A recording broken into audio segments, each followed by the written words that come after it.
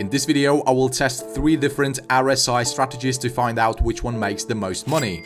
I will backtest them 100 times with an initial account size set at $1,000 with 2% risk per trade and 1 to 1.5 risk-reward ratio. The Relative Strength Index is a momentum indicator used in technical analysis that measures the magnitude of recent price changes to evaluate overbought or oversold conditions in the price of a stock or other asset. This indicator is commonly used among all traders, and I created multiple trading strategies with this tool and they all turned out to be successful. So in this video, I want to find out which way of using this indicator is the most profitable. Okay, I'm going to do my backtesting on a Bitcoin 15-minute chart, and now let's go ahead and add our indicator.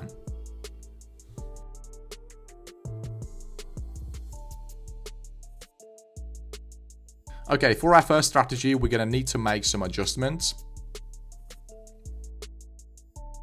So in the input section, we're going to change the RSI length from 14 to 25 and the MA length from 14 to 200. Also, let's make some changes in the style section. So first, let's make these lines a bit more visible. Now you want to get rid of the background and the upper and lower bands. Okay, the first strategy is ready. Let's get into the trading rules. Okay, we're only going to be looking to buy if we have this RSI purple line crossing this moving average upwards. And the cross has to happen above the 50 level. The idea here is basically to follow the trend and to find the best entry price possible. So if these two lines are positioned above the 50 level, this means that the price is in an uptrend. We're going to place a buy order at the close of our trigger candlestick. Our stop loss will be set at the recent lowest price. And we will be targeting 1.5 times the risk. We see the price easily triggers at a profit target. Exactly opposite is true for short trades. We're only going to be looking to sell if the RSI purple line crosses the moving average downwards. And the cross has to happen below the 50 level. We're going to place a sell order at the close of our trigger candlestick, and our stop loss will be set at the recent highest price. The profit target will remain the same all the time.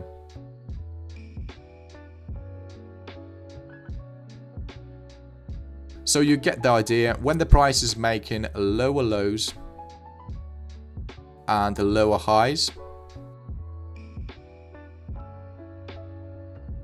the RSI yellow moving average will typically be below the 50 level.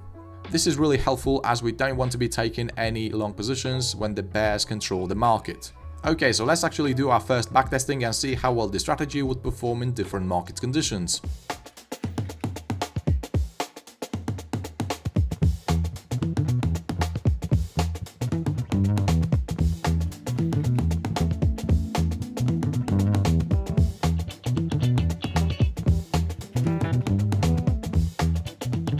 Okay, just finished the backtesting and here are the results.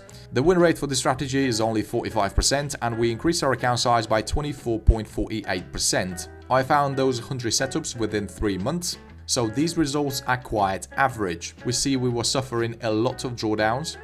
The profit factor for this strategy is 1.23 and we had 8 consecutive wins against 12 consecutive losses. So yeah, that losing streak is definitely a major problem. However, I do believe we can improve the strategy by adding a volume and a second confirmation indicator to the chart. Obviously, I'm not going to be doing that today, otherwise this video will take hours. So yeah, let's move on to our second strategy. Okay, so the second strategy will be a bit different. Here are the inputs. We see I changed the RSI length back to 14. I also removed the RSI based MA and the RSI middle band. Okay, so the main idea here is basically to enter trades only when the indicator gets into the oversold or overbought areas. Okay, so let's get into the trading rules.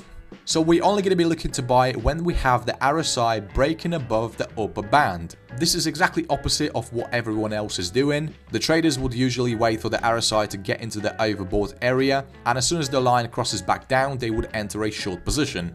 But we all know that is a reversal strategy and I don't think it makes money, but I might be wrong.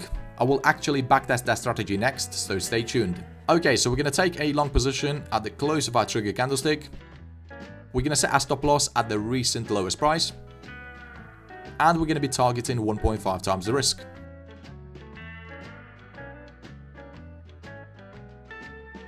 And we see the idea behind the strategy is to also go with the trend. Exactly opposite is true for short positions. We're only going to be looking to sell if the RSI breaks below the lower band. Our stop loss will be set at the recent swing high. And our take profit target will stay the same.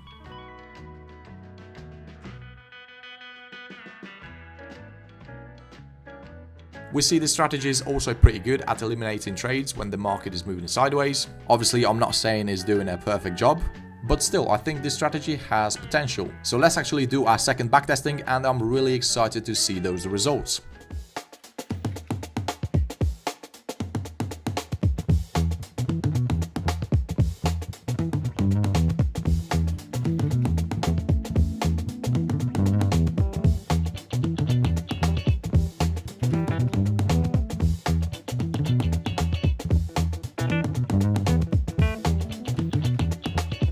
Okay, so this strategy is definitely much better. Our win rate is 50% and we increased our account size by 59.65%. And because we were testing it on a 15-minute chart, I found those 100 setups within 4 months.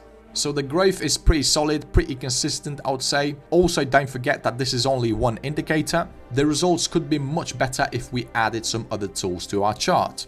The profit factor for the strategy is 1.5 and we had 7 consecutive wins against 6 consecutive losses. So right away we can see that this strategy showed some better results than the previous one. Okay, now let's move on to our last strategy. Okay, so I did not make any changes to the indicator for our third strategy, but the entry rules will be completely different.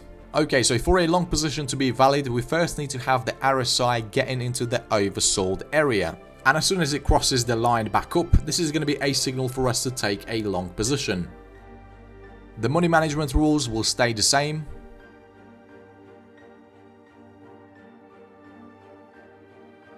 So we see that we're literally catching tops and bottoms. Exactly opposite is true for short positions. So we're basically waiting for the market to get overbought.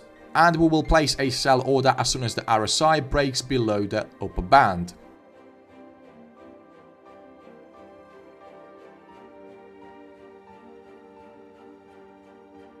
We see sometimes it does give us some good entries, not gonna lie, but again we need to do our backtesting to find the true win rate for this strategy.